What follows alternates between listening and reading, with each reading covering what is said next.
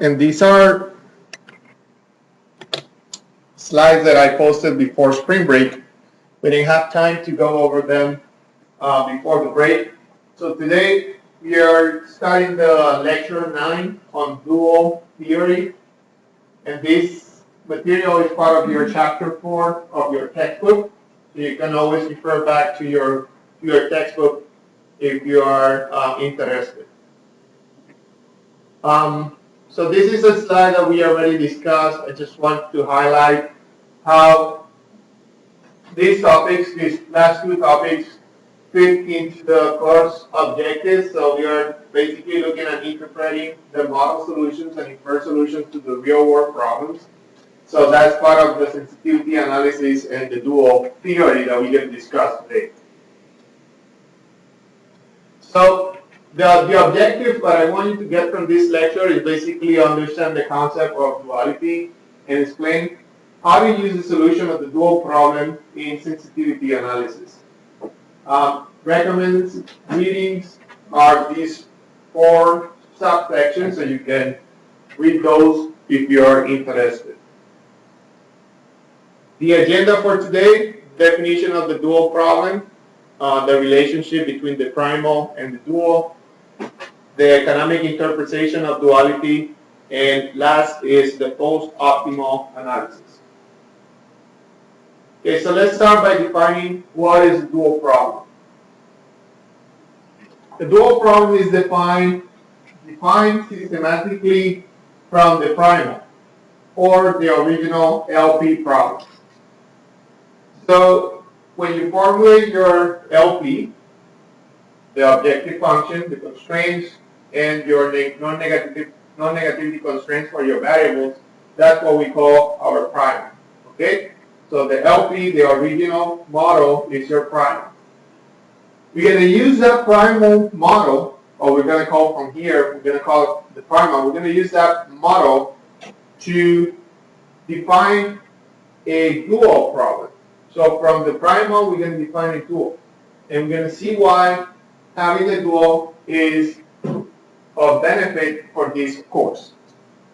So the two problems are closely related. The optimal solution of one problem automatically provides the optimal solution of the other. So if you solve the primal, you know that the optimal solution of the primal is going to be the optimal solution for the dual problem. And the optimal solution for the dual problem is also the optimal solution for the primal. Our definition of the dual problem requires expressing the primal problem in the equation form. Anybody remembers what does that mean, having the problem in the equation form? So usually we have our problems with inequalities, specifically the constraints. So when I talk about the equation form, it's basically taking the original problem, those inequalities, and make those inequalities equalities by adding slack values. Okay, so our definition of the dual problems requires the primal to be in equation form. So we're going to have to change the primal to equation form to find the dual.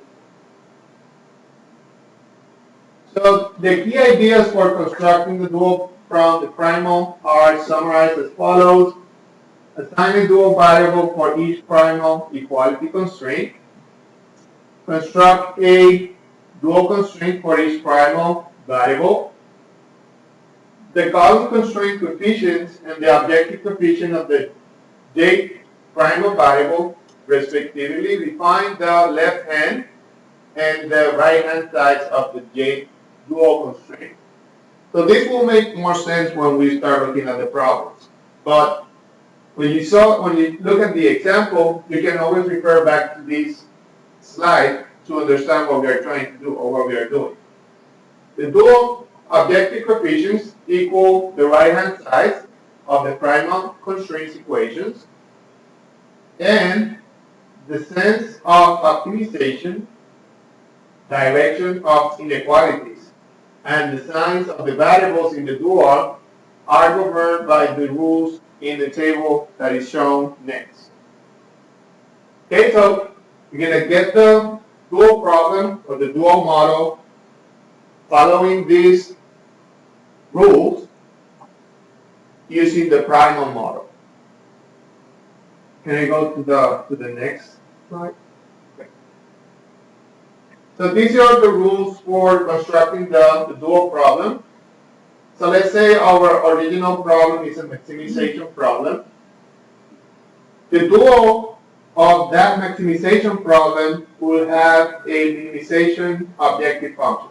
So that's the first thing that you need to notice. Okay, so you're going to start with a maximization problem. The dual problem automatically has a minimization objective function. Now, if it is a maximization problem, the original problem will have a minimization objective function, and the constraints of the dual problem are, all of them are going to be greater or equal. And the variables signs are unrestricted. On the other side, if you start with a minimization problem, then the objective function will have a maximization objective function. The dual problem will have a maximization objective function, and all the constraints will have a less than or equal constraint. And the variable signs are unrestricted as well. So all primal constraints are equations with non-negativity right-hand side. That was the first assumption we made. And all the variables are non-negative. So that's for the primal. So let's look at this example. So what I'm going to do now is I'm going to use this formulation for this example number 1, in which we have a maximization problem with this objective function subject to this constraint. So as you can see, we have a less than or equal constraint and an equality constraint for this maximization problem. This is what we're going to call the primal. And as I mentioned, the first thing you're going to have to do is to make that primal model and put it in equation form. So this constraint is already in equation form. The only constraint that you need to modify is the first one. So what do you do to make that constraint an equation? You add a slack value, right? So I'm adding x4 to this constraint to make it an equation. This x4 is a slack value. And now I have my primal in equation form. You see both of the constraints are equations. Now I need to define a variable, what I'm going to call a dual variable for each one of the constraints. Usually when we define these variables we use y. So when you see y will tell you that those are the decision variables for the dual problem. So our dual variables for this example are y1 and y2, and we're going to have a dual variable for each constraint. So for the first constraint, we're going to have y1. For the second constraint, we're going to have y2. That being said, we can work now with defining our dual problem. Okay, so again, we start with our objective function for the dual problem. And as I mentioned earlier, this is a maximization problem or primal. So the dual problem will have a minimization objective function. So we start with minimize.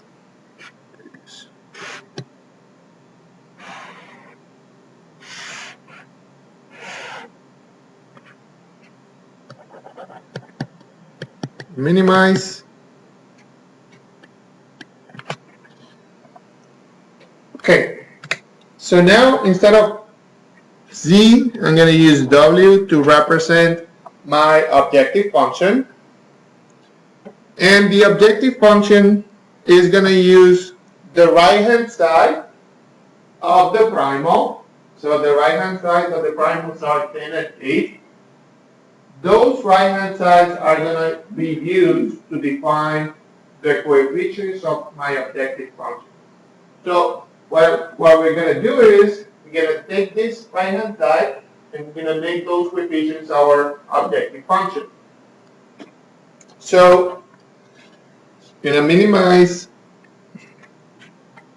10 y1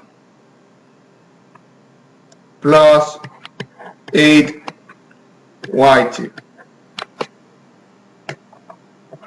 Okay, so again, the dual will use the right-hand side components from the constraint to define the objective function. And this is why we need a dual variable for each constraint. So as you can see from here, 10 corresponds to y1, 8 corresponds to y2. Okay, so now we have our objective function.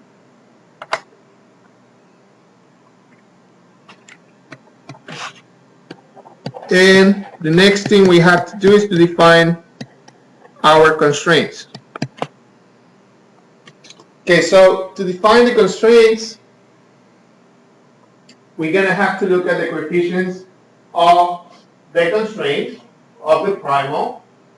So each variable of the primal, so in this case 5x1 for the objective function, x1 and 2x1, each variable of the primal will be used to define a constraint. So from the primal,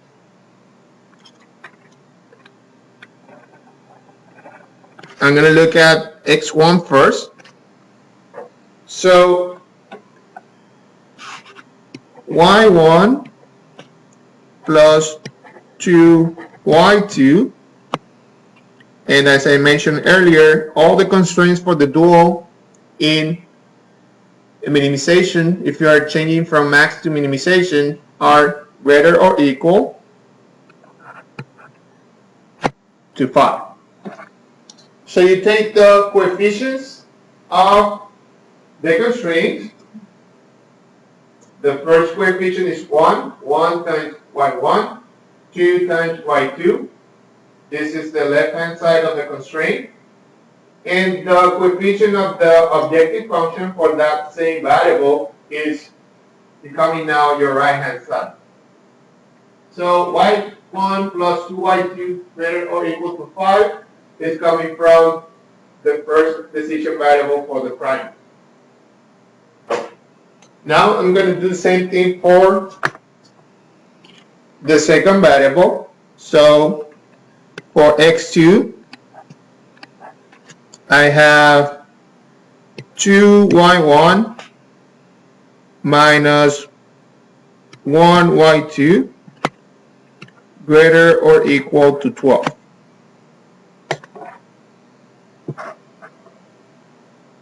So coefficient for x2 times y1, the coefficient for x2 on the second constraint times y2, greater or equal to 12, which is the coefficient in the objective function.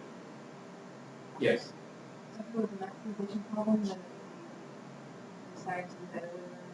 If this was a minimization problem, this is a maximization problem, and this will be less than 1. Correct. Good question. Let's try to write the constraint for this variable, for x3. So what will be the first coefficient of the left-hand side? 1. Correct. 1y1 plus 3y2, correct? Greater or equal to 4. Correct. So we have y1 plus 3y2 greater or equal to 4, and this is coming from x3. Now we have an extra decision variable, which is our slack variable, but again you can still follow the same steps. So in this case you're going to have y1 greater or equal to 0.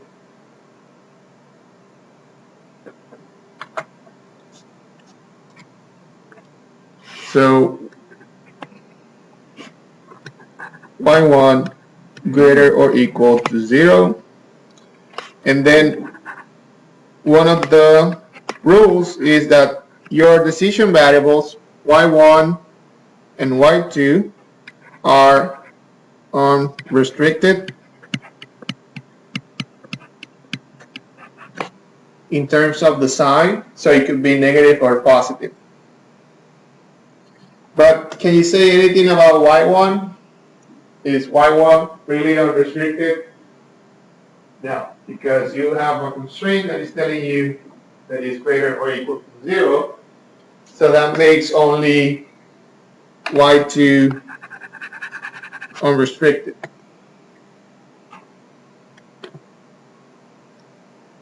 Any questions?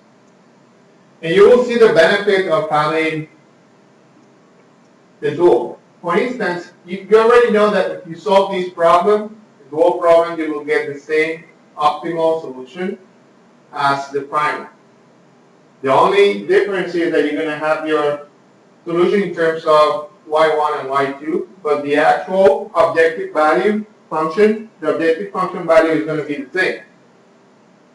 I'm going to show you how to get from dual variables to the x variables in the primal later. But once you get this solution, you can basically go back and get the primal decision variables. One thing that you should notice is that from the primal, here you have less constraints and a lot of decision variables. When you move from here to here, you have more constraints, but you have only 2 decision variables. If you were to solve this problem, you cannot solve it using the graphical method, but in this case, since you have only 2 decision variables, you can solve it using the graphical method. Okay, so depending on the problem that you have in hand, or what you want to do with the problem, what type of solution or solution method you want to use, maybe it's going to be better for you to have dual or the primal. The other thing is, if you're trying to solve the problem using the simplex method, the simplex method usually is faster when you have less constraints. So if you're faced with a problem that has a lot of constraints, and you can find dual and have less constraints and add that problem with less constraints to the simplex method, you'll be able to get a solution much faster.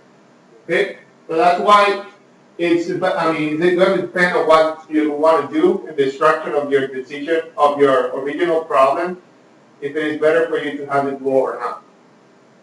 Now, I have another example. But in this case, you're going from a minimization problem to a maximization problem. So I'm giving you the equation form already. So let's try to work on this one. So again, as I mentioned earlier, you're going to go from minimization to a maximization problem. So what will be the objective function in this case?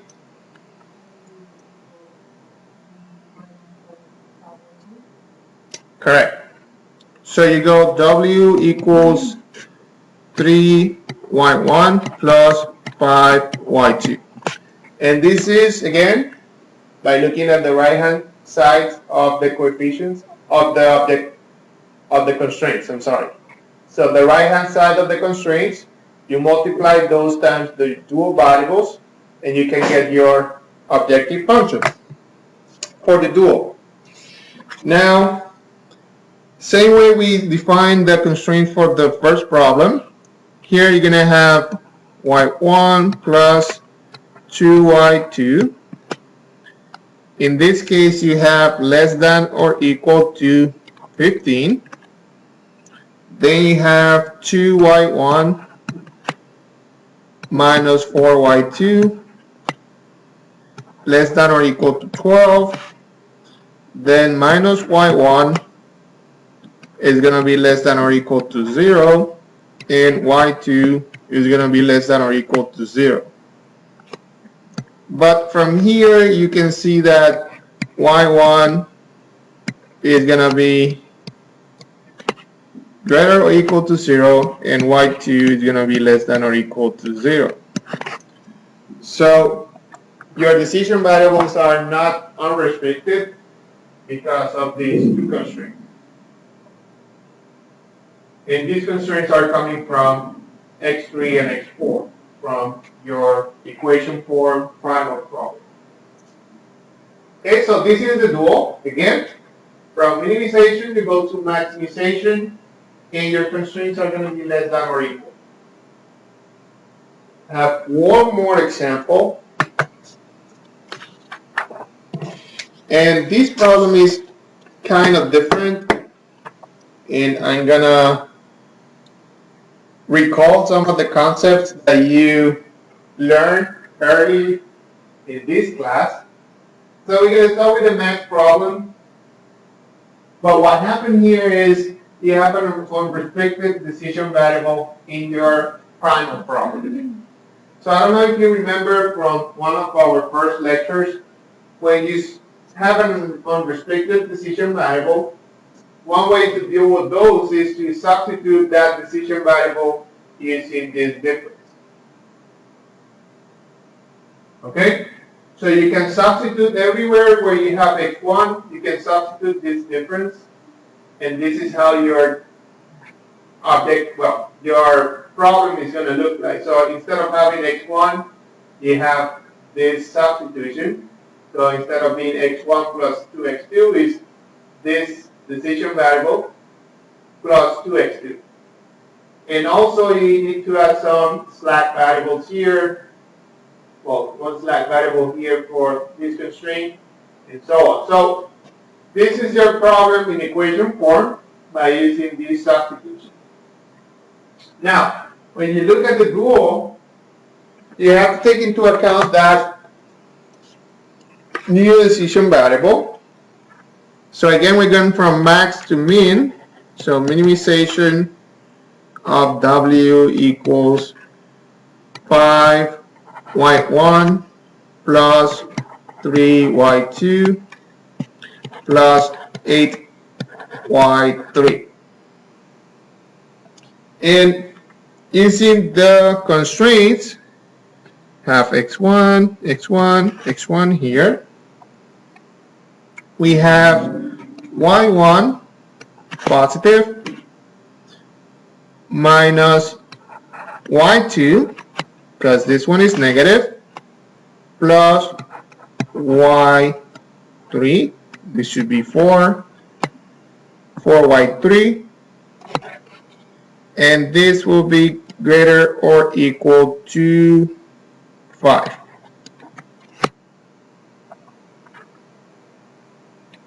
Do the same thing for the next decision variable. So we have minus y1 plus y2 minus 4y3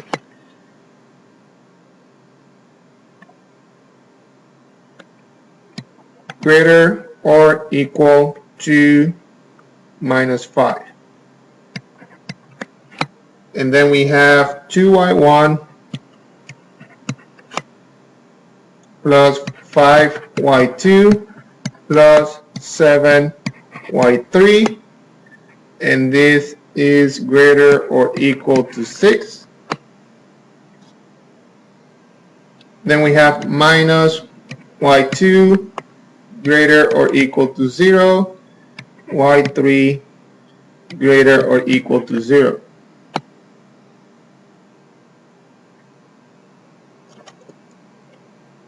Okay, so let me finish with the decision variables. So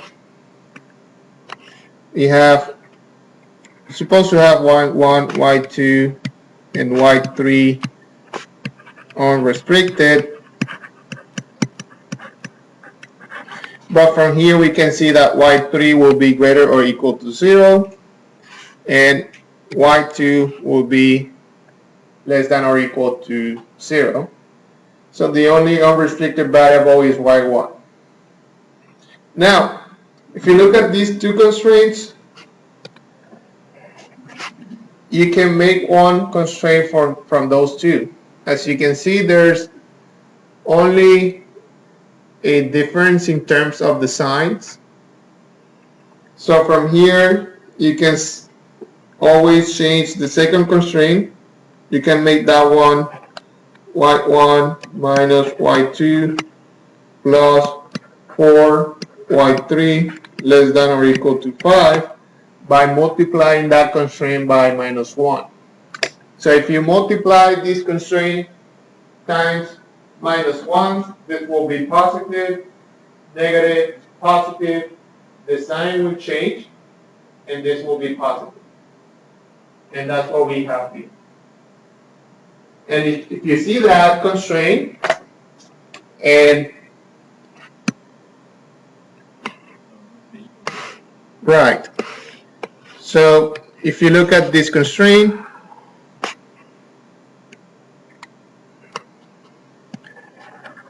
and this constraint, you see that they both share the same left-hand side. Both of them are the same. And they also share that equal part of the constraint. So the only way that you can satisfy those two constraints is by making them an equality. So this constraint and this constraint, you can make one, which is y1 minus y2 plus 4y3 equal to 5.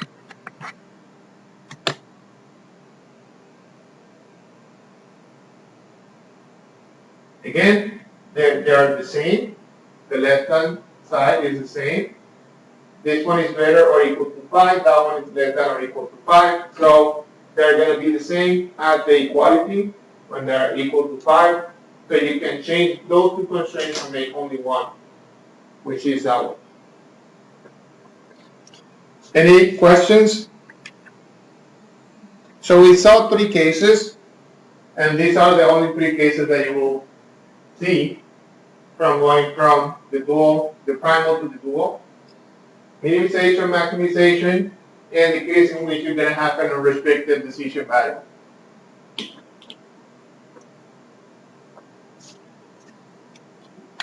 Any questions to this point? Okay. So this is a summary of the rules for constructing the dual. So for the purpose of the exam, you can have this table. You can write it down in your formula sheet. This will help you go from the maximization to the minimization, from minimization to the maximization. So this summarizes if you have a maximization problem and the constraints are this way, how decision variables, and if you have these variables, how the constraints are going to look like, and same thing for this way around. So if the primal is a maximization, then the dual is a minimization, and vice versa.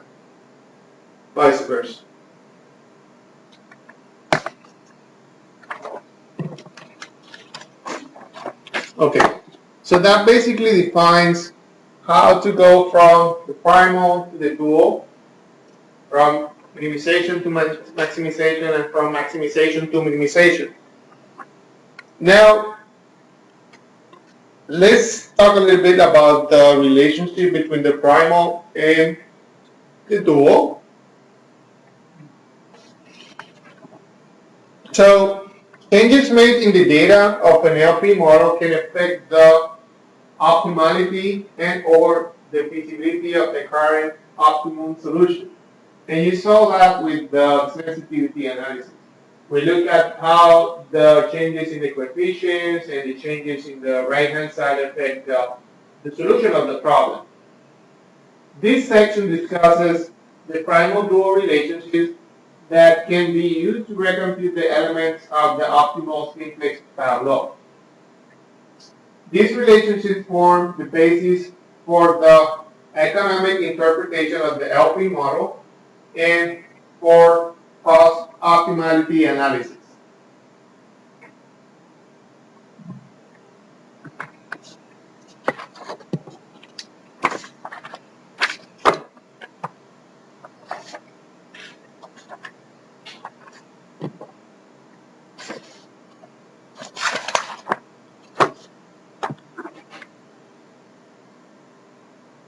So here I'm showing the simplex tableau layout. This is something that you're familiar with already.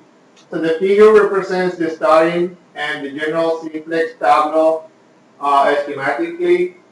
So in the starting tableau, the constraint coefficients under the starting variables form any identity matrix. So if you remember when you start your tableau for the simplex method, you always have an identity matrix that basically defines your basic variables. So anywhere where you have a column in which you have 1 and the other members of the column 0, you know that that column basically was telling you that the variable that was listed at the top was a basic variable. Now, once you finish your iterations, you know that the same place where you had your identity matrix, your state starting variables, by the end of the solution, that will create an inverse matrix. So whatever you have in that part of your tableau is basically an inverse matrix, and you can use that inverse matrix to perform some computations to get some information about the problem. Okay, so this is just to recall the way the tableau looks at the beginning and at the end. Subsequent iterations of the simplex tableaus generated by the Gauss-Jordan row operations modify the element of the identity matrix to produce what is known as the inverse matrix. So again, this is what I just mentioned right now. So by the end, you should have that inverse matrix. The inverse matrix is the key to computing all the elements of the associated simplex tableau. And then you know that it's going to be located where the identity matrix was at the beginning of your problem. The optimal dual solution, the primal and dual solutions are closely related. The optimal solution of either problem yields the optimal solution to the other. In an LP model in which the number of variables is considerably smaller than the number of constraints, computationally savings may be realized by solving the dual. So this is what I explained about the benefit of looking at the dual early in this lecture. So if you have a large number of variables is smaller than the number of constraints, you can always use the dual to save time when solving the problem, especially if you're using the simplex method. Why? The amount of simplex computations depends largely on the number of constraints. So if you have a lot of constraints, then it will take some time or more time to find the optimal solution using the simplex method.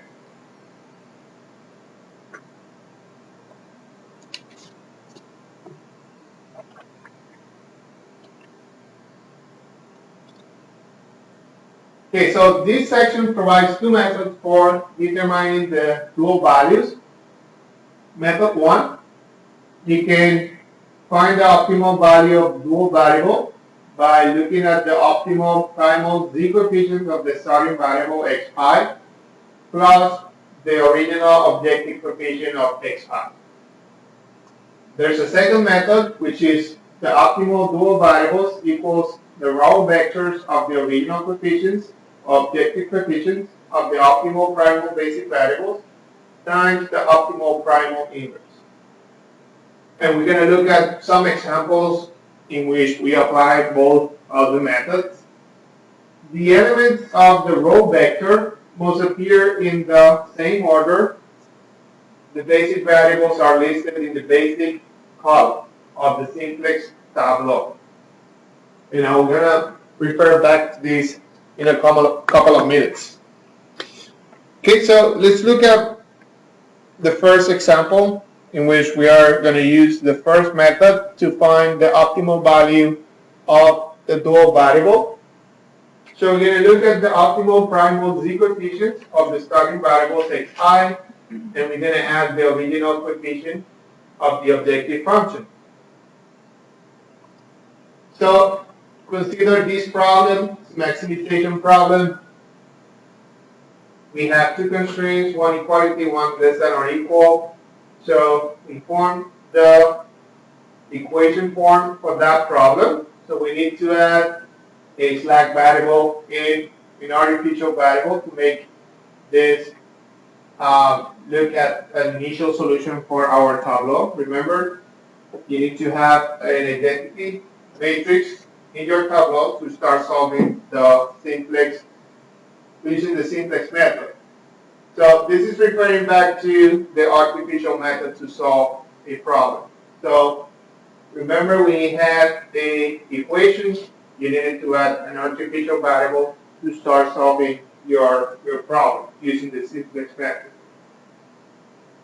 And then you subtract, this is using the big M method. So you subtract that coefficient, a big coefficient M, times your artificial variable to penalize your objective function. So going back to those details, this is what we're doing here. We want to make this problem, we're going to put that problem in the right format so we can solve our problem using the simplex method. In this case, using an artificial method, which is using the big N method. Okay, so this is the equation form. We have our artificial variable and our slack variable. So let me write the dual for that problem. So the dual for the problem will be, you're going from max to minimize. Minimize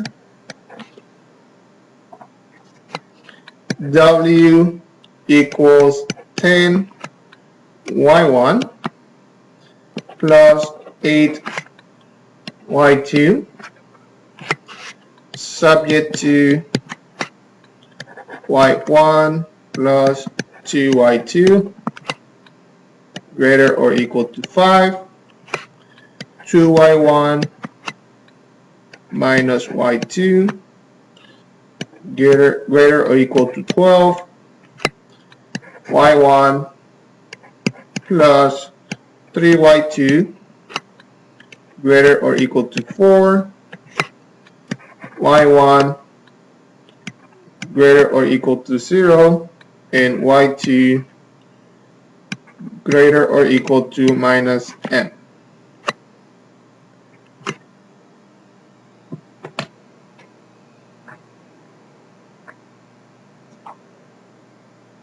Okay, so that will be the dual for this problem.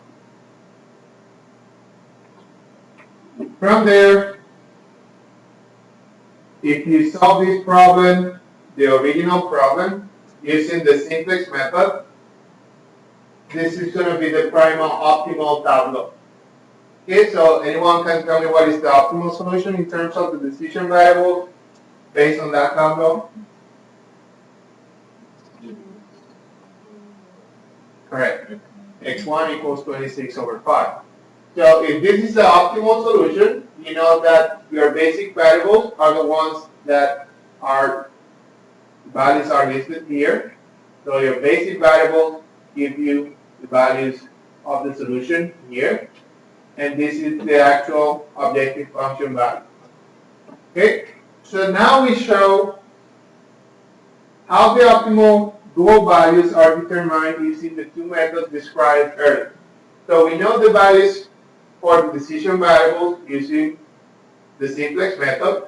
So these are the solutions. Now we're going to find the values of the dual using the first method. So let me write here what will be the method. So method 1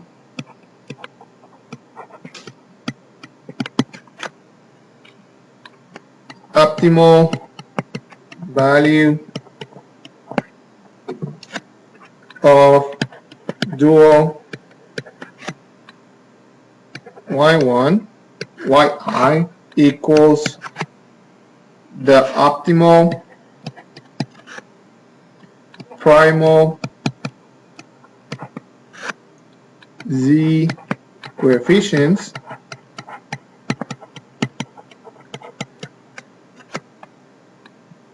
of starting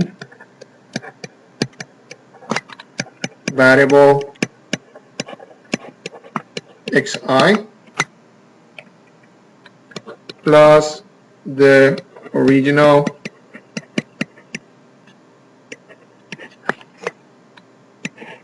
objective coefficient of xi. And this is one of the formulas. This is basically writing the same thing I showed you in one of the previous slides in which you have the two methods. This is going to be the first method. We're going to find the optimal value of the dual variable using the optimal primal z coefficients of the starting variable xi plus the original coefficient of xi. Okay, so which ones were the starting variables for the simplex method in this problem? So from there you have to remember how you started solving this type of problem using the simplex method. So if you were to decide which ones were your basic variables on your first iteration for this problem, which ones were the basic variables? Correct. And you remember why when you put these equations in your tableau, you will have the coefficient of 1 for this variable, and the coefficient of 0, then 0 and 1. That makes those two variables the initial basic solution for your simplex method. So that's why when you come here, it is asking for the optimal primal z coefficients of the starting variables. Your starting variables were x4 and r. So that's why I'm listing them here, x4 and r. Okay? Those were your coefficients, the starting variables of your solution, of your first iteration. Now, so I need the z equation coefficients. So optimal coefficients for these starting variables are these two, is 29 over 5 and minus 2 over 5 plus n. So those are going to be the z equation coefficients for x4 and r. So let me list them here. 29 over 5 and minus 2 over 5 plus n. Now I need the original objective coefficients. So if we go back here, the original coefficient for x4 in your objective function is 0, and the original coefficient for r is minus n. So that's how it's going to go on the second line. This is 0, and this is minus m. Then you need your dual variables. So going back here, you know that you only have two dual variables, y1 and y2. So y1 and y2.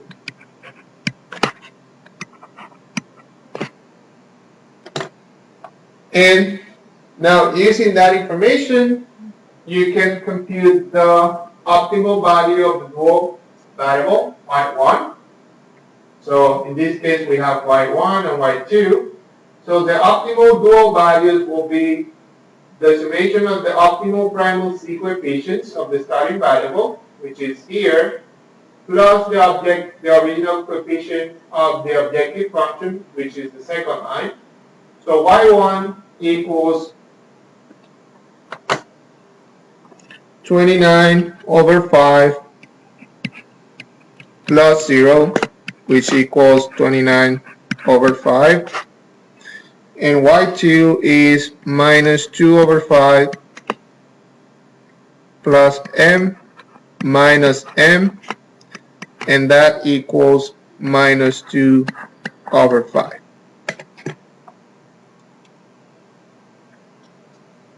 So your dual y1 for same problem, y1 would be 29 over 5 and y2 will be minus 2 over 5. One way to verify if you have the right dual variables, or let me ask you that question. You have the decision variables in terms of the duals, y1 equals this and y2 equals this. Can you use those values to verify that you have the right answer? You know the objective function solution for the primal, 54, 4, and over 5. So if you know the optimal solution for the primal, you can get these values for the dual and substitute those values here. You should get the same answer. Yes, sir. Why is y1 x4 y2? Yeah, this goes back to this method. You need to understand that you're going to have a starting solution for your simplex tableau, right?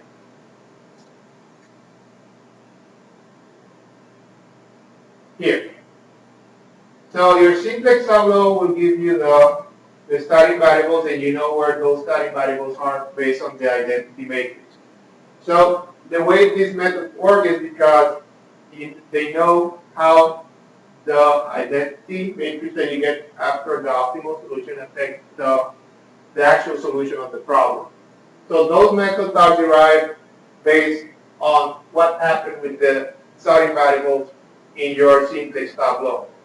So that's why we need to identify those starting variables for our problems, because that's what the methods are going to use to get the duals. So that's why x4 and r are the starting variables for this particular problem.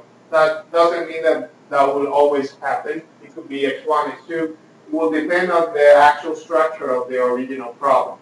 In this case, x4 and r were our starting variables, so that's why we are using them in that first method.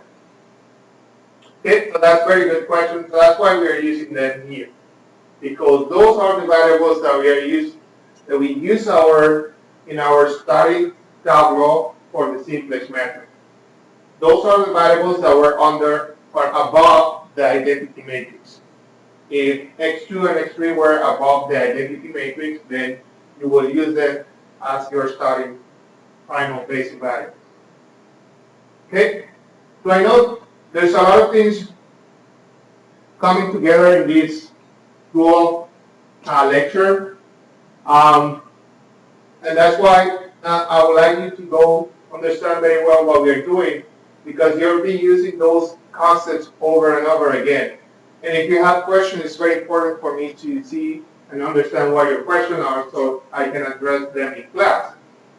One thing that I can do is, I know this lecture is kind of complicated, so I will post a video after the class today, so in case you need to go back and watch the video, you can do that and then ask me questions.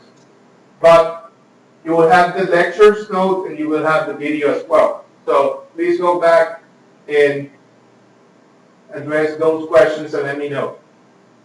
Okay, now let's look at the second method.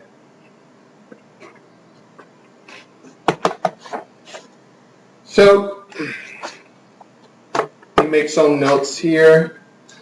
So the optimal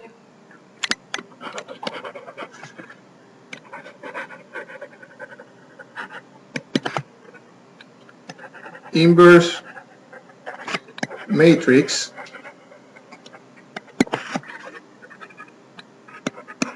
highlighted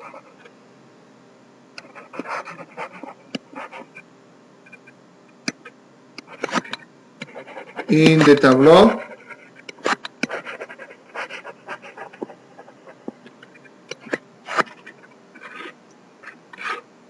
under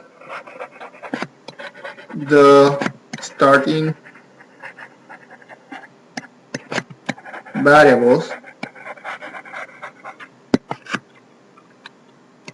x4 and r is 2 over 5 minus 1, 5, 1 over 5, and 2 over 5. So if we go back to here, that's this matrix here. Should be something. Should be 2 over 5 there.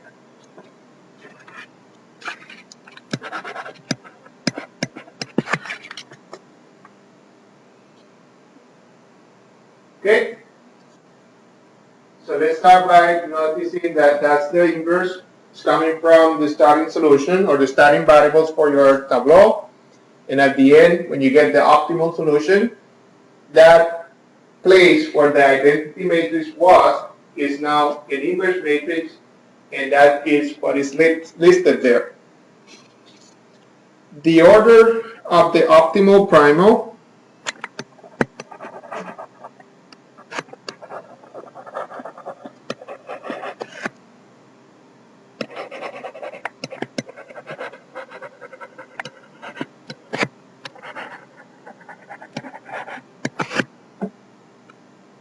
basic variable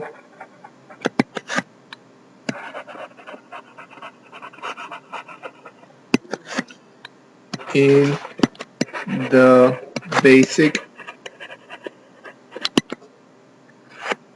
column is x2 followed by x1.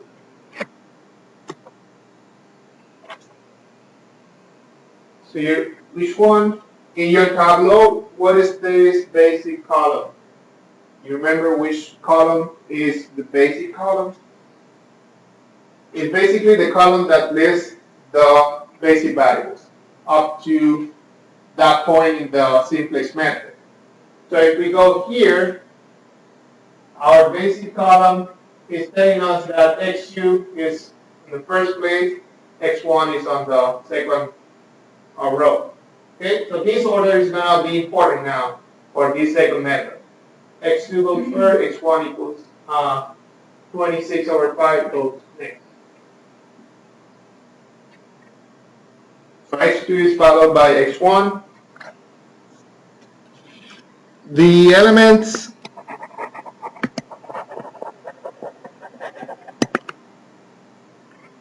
of the original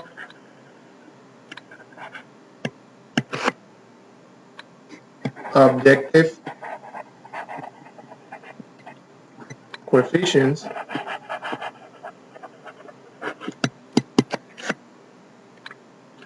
must appear in the same order.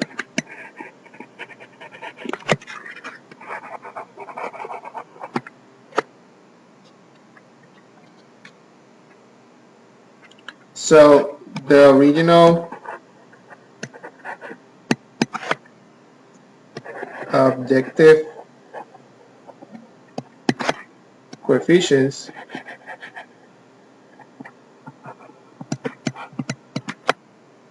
are going to be equal to the coefficient of x2 comma coefficient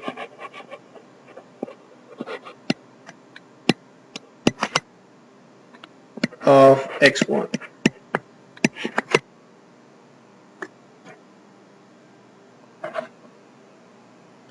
And why is this important? Okay, move to still writing. Okay. Here, we are going to use the second method now to find the values of the dual variables, or the optimal values of the dual variables. So we're going to use the optimal primal inverse, but you need to be aware that the order here for this first part of the multiplication has to be the right order. Okay, so the row or vector of the original coefficients of the optimal primal basic variables needs to follow the order of the basic variables column, because this corresponds to the order of the inverse matrix.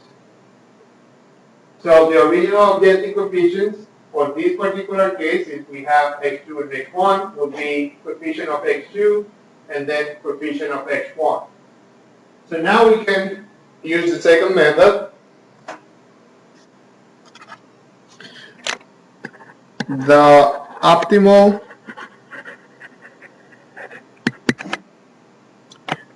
dual values are y1, y2 equals original objective coefficients of x2, x1 times the optimal inverse. And that will be something here. And we know the optimal inverse is 2 over 5, comma, 1 over 5, 1 over 5, 2 over 5. So I will be here. These are the coefficients that I need to put here.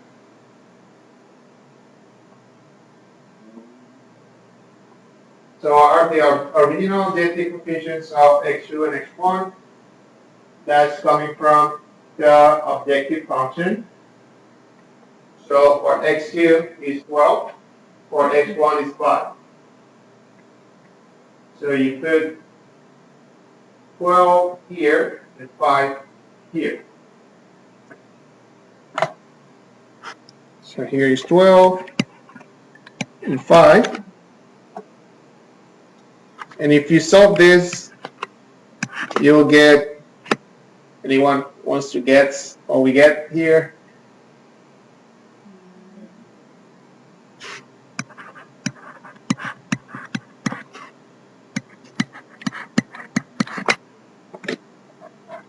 Which is the same answer we got for the first method.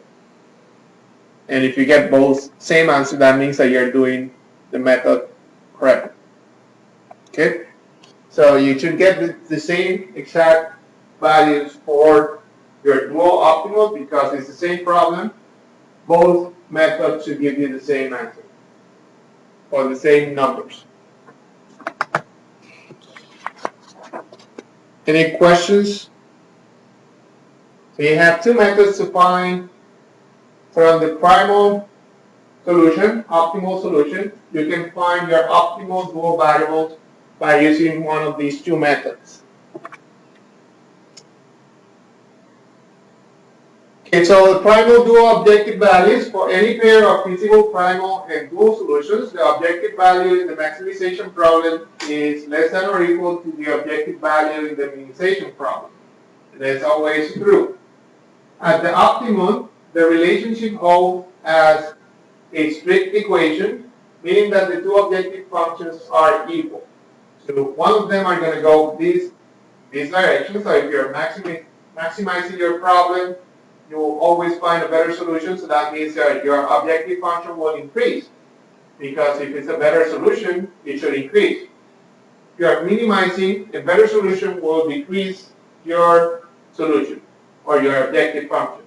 So when you look at dual and the primal, depending on which one is maximizing and which one is minimizing, at some point they're going to be the same at the optimum. One will go from this side, the other one will go from the other side, but at the end, they'll hold that at the optimal value, the relationship is straight equal. Okay, so now let's talk a little bit about the economic interpretation of duality.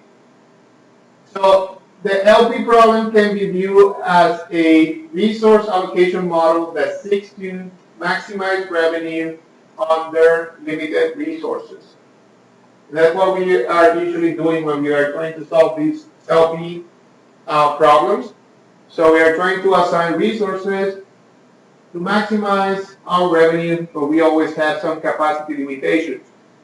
So if we didn't have any limitations, then you can assign as many resources as possible to get as much production as you need. But that's not the case because you always have some limitations in terms of money, so you can only hire this many people. So that many people will give you certain production, and you need to find the best way to use those resources. Okay?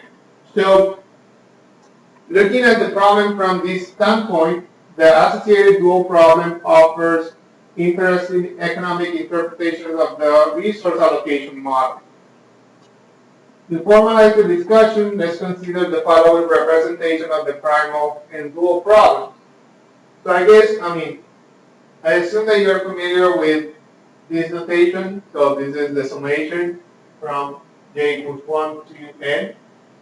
And what we are doing here is just representing the models as math using math.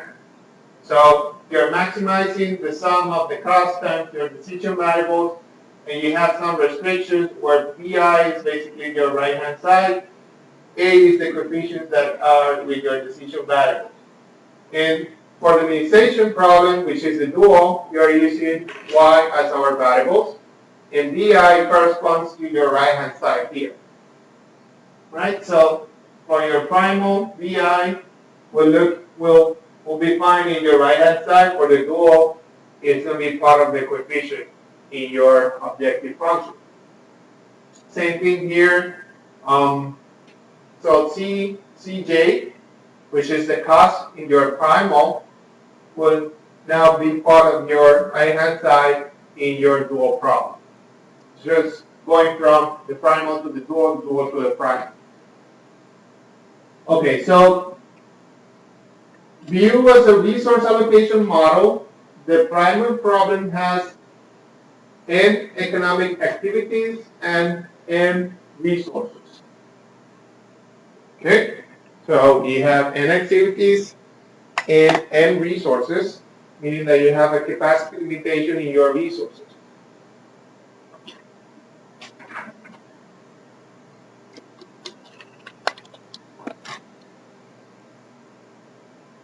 The coefficient Cj in the primal represents the revenue per activity. So remember the TOEIC problem? You build, I don't know how many trucks, you have a revenue of 100. That's what that means. So if you build 20, that means that you're going to make a revenue of 100 times 20.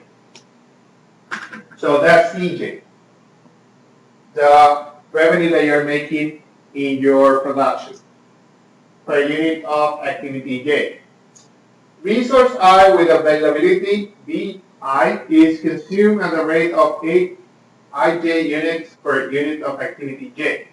So if you remember, for the same problem, your constraints were x1, x2, and x3, and you have some coefficients, and then some capacity limitations here. So that constraint was telling you to produce a truck, you need 6 hours of activity 1.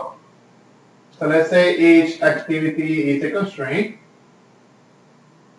So you have 200 hours available, right? And product 1 will consume 6 hours, product 2 will consume 7, and product 3 will consume 9 for that particular activity. And you have this limitation. So that's basically what this is saying. Resource I, so this will be activity I, has with availability BI, so this coefficient is BI, is consumed as a rate of AIJ. So this is AIJ, AIJ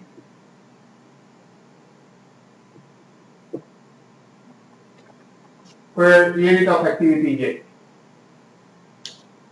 Okay, so you wanna set your schedule or your production for each unit in the best way possible so you can use those 200 hours in the best way and maximize your profit. Okay, so resource I with availability BI is consumed at a rate of AIJ units per unit of activity J. The economic interpretation of the dual variables for any two primal and dual feasible solutions, the value of the objective functions when finite must satisfy the following inequality. And using, again, going back to the same notation, z equals the summation of j equals 1 up to n cj xj must be less than or equal to the summation of I equals 1 up to m b I y I, which is the dual objective function. So the dual objective function is basically the upper bound for the objective function of the primal. The objective function of the primal can never be greater than the objective function of the dual. In terms of the resource allocation model, Z represents revenue and BI represents available units of resource I. Thus, dimensionally, Z equals W represents the following. So the revenue, the money, equals this. I equals 1 up to M, B, I, Y, I. So what we're saying is we know that this equals the revenue. We know that because this is the revenue they are making by selling each one of the units of each product. This is money. But this is not money. This is hours of capacity. But when we find the optimal solution, we know that Z will be equals to W. So this will be equals to this one. So we can say that the revenue will equal this as well. And we can define this in words. So that is the summation of I equals 1 up to M units of resource I times the dollars per unit of resource I. Which means the following. This means that the dual variable y1 represents the work per unit of resource I. So if you know how much a unit of time of your resource is valued, you can find the objective function value for the primal in terms of the revenue. Okay, so it's the same solution again, but the dual is going to give you a different perspective. This is going to tell you this is how much a unit of time of your resource is valued. So using that information, you can basically decide how you want to use your resources. Okay? So this is very important. And I think I'm going to stop here today. We'll probably going to cover this at the beginning of the next lecture. Again, I'm going to post these notes, the video, and everything today. If you have time to look at the notes, if you have questions, let me know. I'll be available. Don't wait until the last minute to study for the exam. Yes, sir. I have a question about the exam. I don't know if you've written it yet. Yeah. How many like active solving are you looking at? So I'm not gonna ask you to solve a simplex method problem. What I'm thinking in doing is just having you fill in some of the blanks. Like I'm gonna leave some information empty, and you should know how to fill those spaces. So if you know how to work with the method, that should suffice. I know last time we had a problem with that fractions that took you some time, so I will avoid having those this time. You can always start working with your formula sheet. This time I'm going to give you 2 pages, so if you want to add more information. But it has to be handwritten, remember that.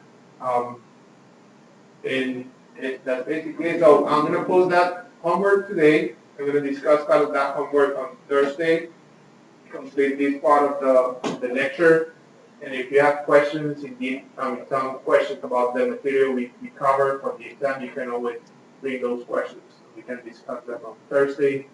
I'll be here Friday and Monday, so if you need to see me before the exam, I will always be available. Anything else? Okay, so I'll see you on Thursday.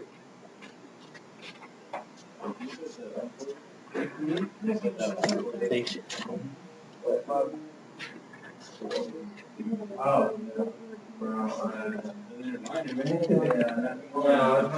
I haven't. I didn't know this Davis.